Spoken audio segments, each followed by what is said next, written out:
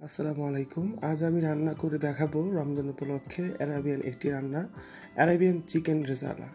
বাসায় ঘরোয়া মুরগির তরকারি থেকে ভিন্ন স্বাদের জন্য বাসায় অবশ্যই এটি রান্না করবেন। এবং এই রান্নাটি সবচেয়ে বিশেষত হচ্ছে এটি খুব সফট এবং খুব সুন্দর হয়, খেতেও দারুণ। আর পুরো ভিডিওটি দেখবেন আশা করব, এবং আমার চ্যানেলটি সাবস্ক্রাইব করবেন।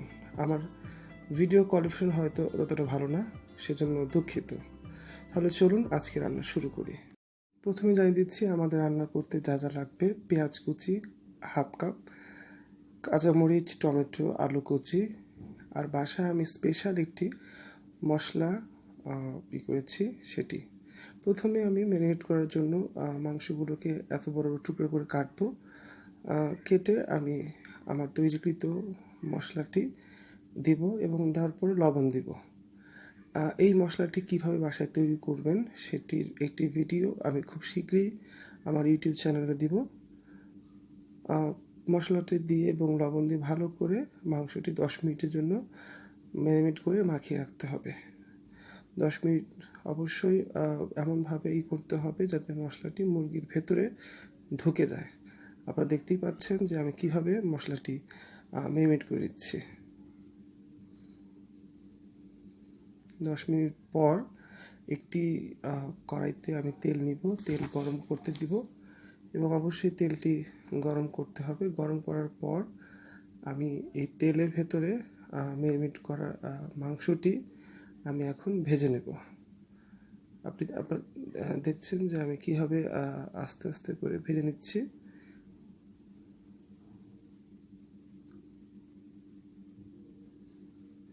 আস্তে আস্তে সকল মাংস মুরগির পিসগুলো অবশ্যই দিতে হবে, এবং মুরগি কাটার সময় অবশ্যই আমাদের রেগুলার সাইজটা করি তার চাইতে একটু বড় করেই করতে হবে। মুরগিটি যখন ভাজা এরকম হয়ে যাবে তখন আমি এতে পেঁয়াজ কুচি দিয়ে দেবো। হাফ কাপ পরিমাণ পেঁয়াজ কুচি দিয়ে আমি একটু এটা নাড়াচাড়া করে নেব। আপনারা দেখতে পাচ্ছেন যে কখন আমি পেঁয়াজ কুচি দিলাম, যখন মাংসের মশলাটা এবং তেলটা খুব সুন্দর হয়ে গেছে তখন আমি পেঁয়াজ কুচি দিয়েছি, এবং পেঁয়াজ কুচি দেওয়ার পর ভালো করে মাংসের মশলা এবং মাংসের সাথে মেখে নিতে হবে। এরপর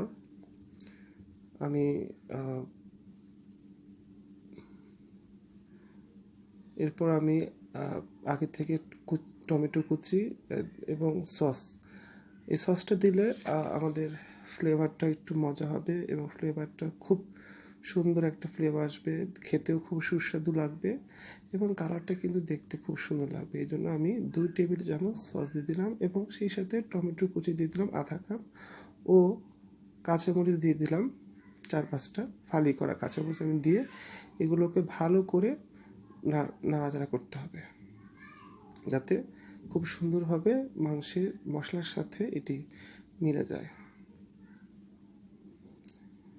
এরপর ভালো করে কষানোর পরে আমি দুধ দিয়ে দিব হাফ কাপ পরিমাণ আমি এখানে দুধ দিয়ে দিব। এখানে আমি ফুল ক্রিম দুধটা ইউজ করেছি, আপনারা ইচ্ছে করলে নন ফুল ক্রিম দুধও ইউজ করতে পারেন।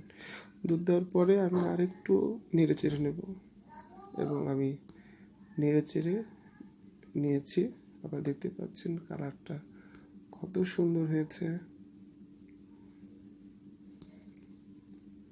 ভালো করে অবশ্যই নেড়ে চেড়ে দিতে হবে। এরপরে আমি পরিমাণ মতো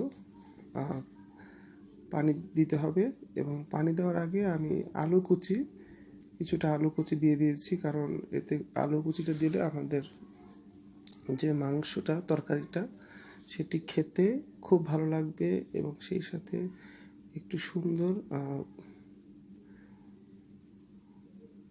লাগবে। এরপরে আমি পরিমাণ মতো পানি দিয়ে দিব। পানিটা অবশ্যই পরিমাণ মতো দিতে হবে, এক্ষেত্রে 1 কাপ পরিমাণ পানি দিতে হবে। অ্যারাবিয়ানরা অবশ্যই প্রতিটা খাবারে ওরা টমেটো ইউজ করে এবং টমেটোটাও দিই। এরপরে আমি ঢাকনা দিয়ে ঢেকে দেব 10 মিনিটের জন্য।